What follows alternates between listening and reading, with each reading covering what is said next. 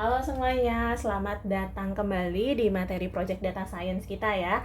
Hari ini kita masih akan melanjutkan nih perjalanan kita di tahapan data preparation gitu ya. Dan kali ini kita akan membahas 3 langkah lanjutan yang sangat penting, yaitu construction, labeling, dan integration gitu ya. Nah, kalau sebelumnya nih kita sudah bicara soal data selection dan juga data cleaning gitu ya. Hari ini kita akan membahas bagaimana data tersebut dibentuk dan diberi makna. Kemudian digabungkan agar bisa digunakan dalam sebuah modeling. Gitu loh. Jadi ibaratnya kalau bisa kita ambil garis mudah gitu ya, pemahaman yang mudah itu, jadi misalkan begini deh, rekan-rekan bayangkan kalian punya banyak potongan puzzle gitu ya. Setiap potongan puzzle itu mewakili data dari berbagai sumber. Kita bisa sampel nih, ada yang namanya nilai mahasiswa, absensi, survei, dan log activity e-learning. Nah, misalkan begitulah ya. Nah, 3 langkah yang kita bahas hari ini, kayak construction, labeling, dan integration, ini adalah sebuah proses yang mau menyusun nih potongan-potongan si puzzle ini jadi satu gambar utuh yang bermakna. Kalau dalam konotasi kita, berarti kita butuh gambar utuh yang bermakna untuk kebutuhan dari si bisnisnya. Gitu loh, ibaratnya begitu. Jadi ini adalah gambaran umumnya. Oke, kita lanjut ya. Nah, pertama, ada yang tadi kita sudah bahas, ada 3 kan ya. Ada data construction, kemudian labeling, dan integration. Nah, pertama nih, pada bagian pertama, kita akan bahas dulu data construction gitu ya. Apa sih itu data construction gitu ya. Data construction disebut juga feature engineering gitu. Ini adalah sebuah proses membangun fitur baru dari data mentah agar lebih representatif dan informatif untuk sebuah model gitu ya. Tujuannya buat apa sih, Bu? Tujuannya adalah untuk menambah informasi baru dari data yang sudah ada dan juga membuat model jadi lebih akurat karena atributnya lebih bermakna gitu. Nah, kalau misalkan Ibu contoh konkretnya seperti apa sih? Misalkan contoh konkretnya ibaratnya gini lah, misalkan kita punya data pelanggan e-commerce, ada dengan kolom tanggal lahir dan tanggal transaksi. Nah, dari sini kita bisa menurunkan fitur baru, misalkan umur si customernya, dengan cara menghitung selisih tahun antara keduanya. Gitu loh. Oh, jadi berapa umurnya? Kayak gitu. Atau contoh lain dari data transaksi, kita bisa menghitung total purchase per customer atau jumlah total pembelian gitu. Atau misalkan dari yang lain, misalkan dari catatan absen siswa lah gitu. Kalau di kita kita bisa membuat attendance rate, nah rasio kehadiran terhadap total pertemuan misalkan gitu. Itu ya contoh-contohnya. Nah, sekarang kita lihat nih yang disebut dengan jenis-jenis dari construction itu apa saja sih gitu ya. Nah, dari jenis-jenis konstruksi itu ada 3, ada aggregation, derivation, dan encoding. Nah, dimana kalau misalkan kita berbicara tentang aggregations, it means kita mau berbicara tentang menggabungkan beberapa data menjadi satu nilai ringkasan. Gitu loh. Contohnya gimana, Bu? Contohnya ya ada kayak total pengeluaran, rata-rata nilai, atau jumlah login per minggu lah. Itu kan ringkasan. Kemudian yang kedua adalah derivation. Derivation adalah kalau kita mau berbicara mengenai membuat fitur baru dari fitur lain. Ini membuat fitur dari fitur lain. Contohnya kayak usia dari tanggal lahir, itu kan beda tadi kan kayak gitu. Kemudian lama berlangganan dari tanggal mulai, kayaknya hitung lah kayak total gitu. Kemudian yang ketiga ada encoding. Kalau encoding itu kayak kita mau mengubah data mengubah data kategorikal ke bentuk numerik agar bisa diproses oleh sebuah model. Kayak misalkan gender nih, kan kalau gender biasanya ada male female nih kan, ya kan. kita ganti dulu nih menjadi 0 dan 1. Misalkan male-nya 1, female-nya 0. Atau misalkan payment method lah. Payment method ada credit card, transfer, e-wallet, ya kita ganti dulu gitu. Kayak gitulah ilustrasi sederhananya. Jadi kayak kalian bayangkan sedang masak nasi goreng nih.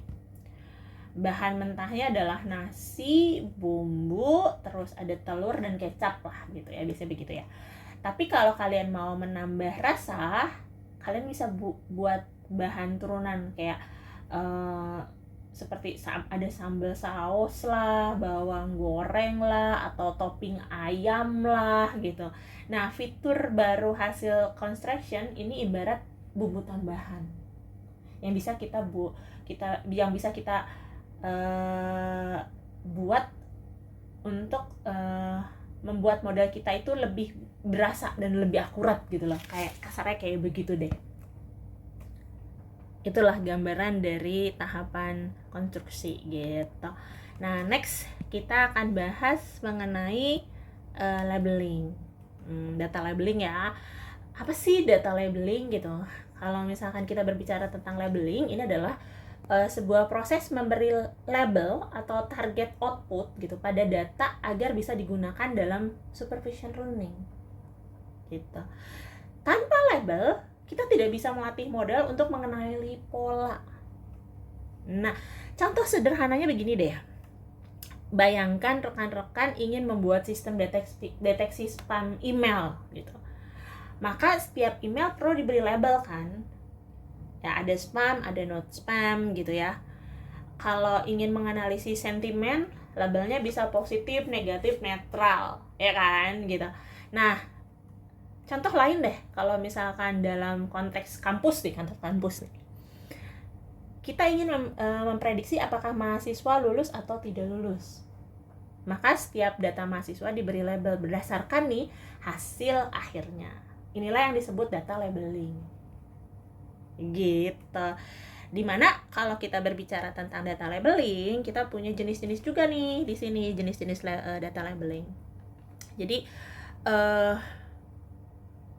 ada yang namanya manual labeling, semi automatic labeling, dan juga sebetulnya ada satu lagi adalah automated labeling gitu loh. Nah, kalau kita berbicara tentang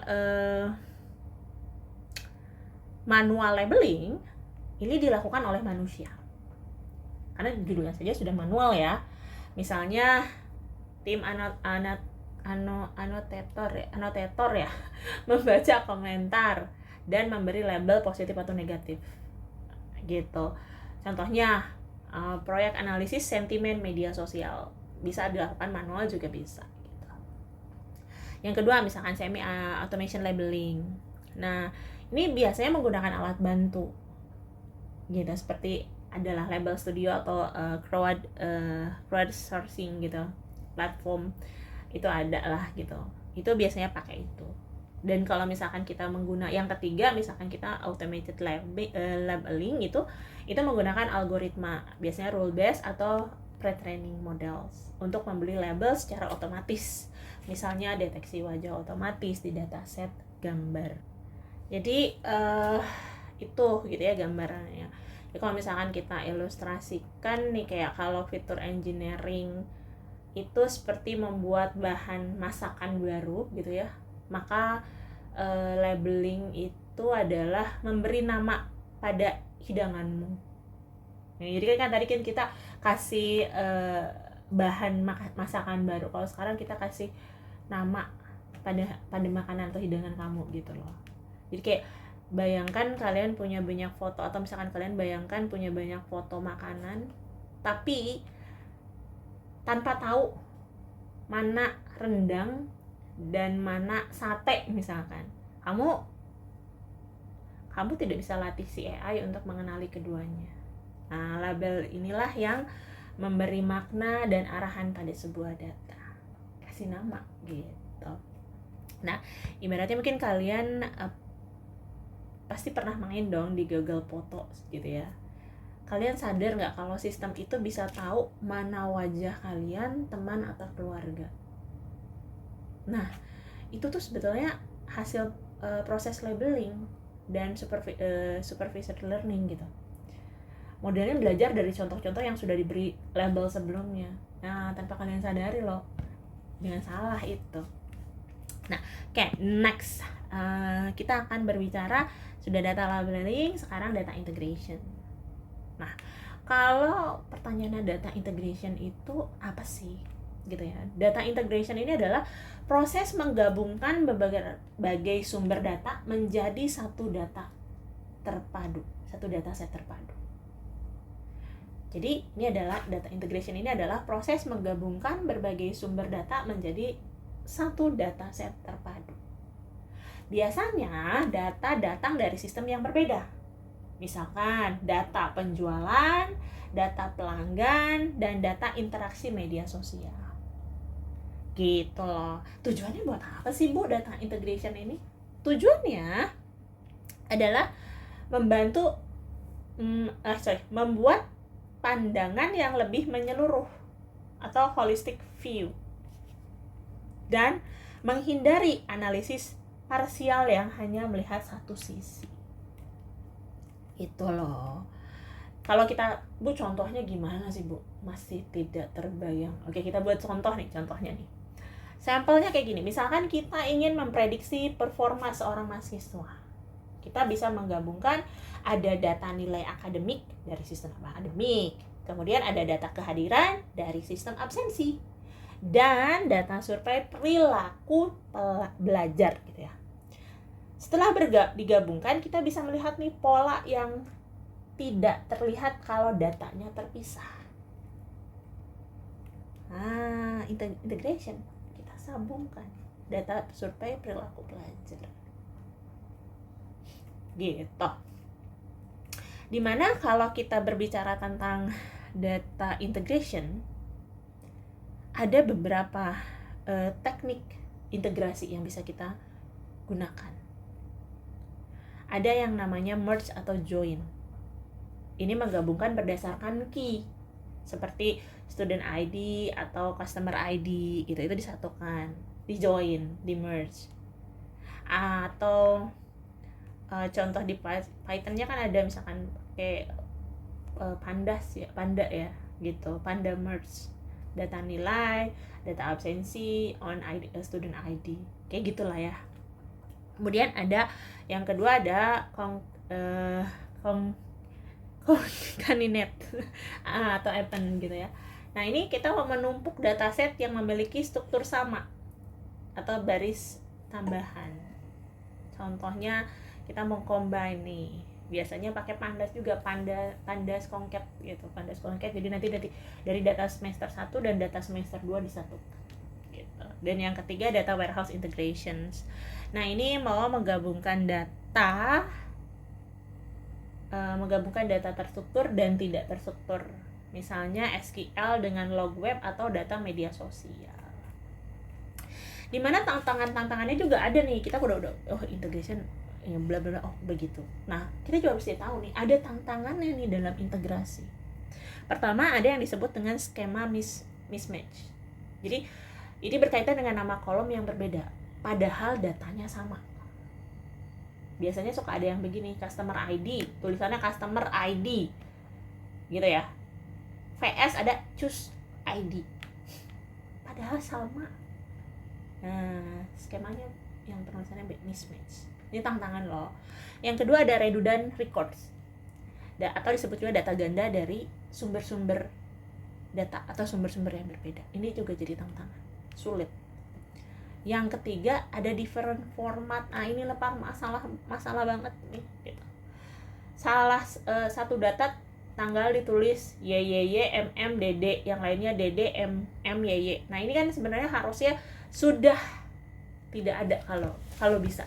Bukan kalau bisa, harusnya sudah tidak ada. Sebelumnya kan ada perubahan ya, ini harus dirubah gitu. Gak bisa dipakai. Ini tantangan banget. Ini harus ada perubahan dulu. Jadi ini tantangannya. Gitu. Kemudian kalau misalkan diilustrasikan gampangnya gimana sih Bu si integration data integration ini. Jadi ibaratnya kayak kalian ya gitu ya, lagi main game multiplayer lah, mungkin rekan-rekan sering main lah game multiplayer. Setiap pemain punya potongan peta sendiri kan, gitu ya. Ada yang punya utara, ada yang punya selatan. Nah, supaya bisa melihat seluruh area, kalian harus gabungkan semua potongan itu. Gitu. Proses penyatuan peta ini adalah analogi dari data integration. Gitu loh. Ini adalah data integration. Jadi kalau misalkan ibu-ibu ada apa ya namanya, kalau misalkan kita bikinnya tidak lengkap gimana ya, berarti kan nanti modelnya jadi tidak bagus gitu ya. Ibaratnya kayak kebayang dong kalau misalkan datanya tidak digabungkan, apa sih akibatnya ya. Kita tidak bisa tahu gitu datanya itu seperti apa. Ibaratnya kayak gini lah, kalau ada data penjualan, gampangnya ada data penjualan dan data pelanggan, tidak digabungin nih, terpisahkan, jadi terpisah. Apa sih yang bisa terjadi? Kita tidak bisa tahu, efek itu kita tidak bisa tahu pelanggan mana yang paling sering membeli atau pelanggan mana yang berhenti. Nah, data integrasi ini memberi kita konteks lengkapnya, peta secara utuhnya. Gitu ya. Itu ibaratnya. Nah, kalau dilihat dari, kita lihat coba nih, ini ada bagian case-nya gitu ya. Kita mau case-nya berkaitan tentang predicting student performance gitu. Kita lihat bagaimana ketiga proses ini bekerja sama dalam satu proyek nyata gitu ya. Dari sisi construction, ini membuat fitur baru study hours per week dari data aktivitas belajar online. Nanti si labelingnya, dia akan memberi label pass atau fail berdasarkan nilai akhir si mahasiswa. Dan kalau si integration, dia mau menggabungkan 3 sumber data ini, kayak nilai akademik, absensi, dan hasil survei motivasi mau ngomong aja susah, motivasi belajar gitu. Hasilnya data set akhir jadi lebih informatif, tidak hanya mencerminkan nilai, tapi juga perilaku dan konteks si mahasiswanya gitu. Nah itu oke. Nah itu adalah case example-nya. Jadi mudah-mudahan rekan-rekan jadi mulai lebih terbayang gitu ya. Nah, ini adalah beberapa tools yang umum digunakan gitu. Bisa ada Python, bisa pakai R gitu ya, database atau integration tools. Kalau Python biasanya kita pakai Pandas, dan beberapa tools lainnya, kemudian R juga, dan dataset integration tools, jadi SQL join dan sebagainya. Ini adalah tools yang biasanya digunakan. Nah, untuk kesimpulan hari ini gitu ya. Jadi kalau construction itu kita garis bawahi lagi, dia mau menciptakan fitur baru agar model punya wawasan lebih lah gitu. Kemudian kalau labeling itu berarti kita mau memberi makna atau target pada data untuk pembelajaran terarah. Dan yang ketiga adalah integration. Integration ini adalah kita mau menggabungkan nih semua sumber agar analisis lebih komprehensif, dimana output dari akhirnya adalah dataset yang kaya fitur, sudah berlabel dan terintegrasi, siap untuk tahapan modeling berikutnya gitu loh. Jadi ingat ya, data science bukan hanya tentang algoritma loh gitu ya, tapi tentang bagaimana kita memahami dan menyiapkan sebuah data atau menyiapkan datanya. Ibaratnya kalau modeling itu seperti menulis lagu, maka data preparation adalah proses menyusun nadanya, memilih instrumennya, dan menyelaraskan iramanya. Tanpa harmoni data, lagu analisis kita tidak akan pernah terdengar indah. Gitu loh ya. Oke, mungkin untuk hari ini kita sampai di sini dulu. Mudah-mudahan rekan-rekannya jadi lebih paham lagi. Kita akan ketemu lagi di pertemuan-pertemuan berikutnya ya. Sampai ketemu lagi. Bye-bye. Terima kasih sudah selalu fokus.